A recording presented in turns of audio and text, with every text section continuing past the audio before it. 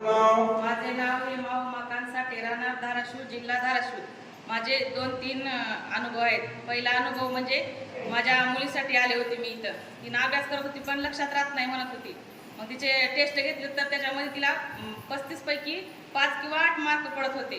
मग महाराजांचा आशीर्वाद घेतला. मग तिला 10वी मध्ये पुन्हा 70% मार्क पडलेत तिला. आणि दुसरा अनुभव म्हणजे माझ्या छातीच्या खाली असं इथं दुखत होतं. मग महाराजांनी आशीर्वाद दिला की ती पण कमी झालं. आणि तिसरा अनुभव म्हणजे माझ्या मालकाची दारू सुटली. त्या दारूसाठी कितीही दाखविलं होतं, कितीही प्रयत्न केले, पण कुठंच शक्य झालं नाही. जसं महाराज म्हणतात, जे कुठं शक्य होत नाही ते मलकापूरमध्ये खरंच शक्य होते. दारू अशी एक ही आहे की ती घराचं खरंच उद्ध्वस्त करते. आणि खऱ्या शहाण्याने जर त्या दारूच्या व्यसनाला जाऊच नाही, असं मी सगळ्यांना कळकळीचं सांगते. 7 वर्ष दारू पिली. किती? 7 वर्ष.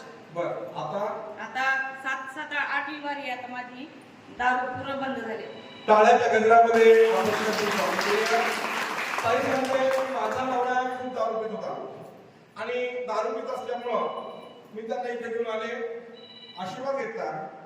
आणि आशीर्वाद घेतल्यानंतर त्यांची आता 7 वर्षापासून दारू प्यायची बंद झालेली आहे, हा त्यांचा अनुभव आहे. आणि दुसरं त्यांनी सांगितलं की मुलीचं अभ्यासामध्ये लक्ष लागत नव्हतं, मार्क्स व्यवस्थित पडत नव्हते, पण तिथं आल्यानंतर आशीर्वाद घेतल्यानंतर व्यवस्थित आता ते आहे, छान चाललंय.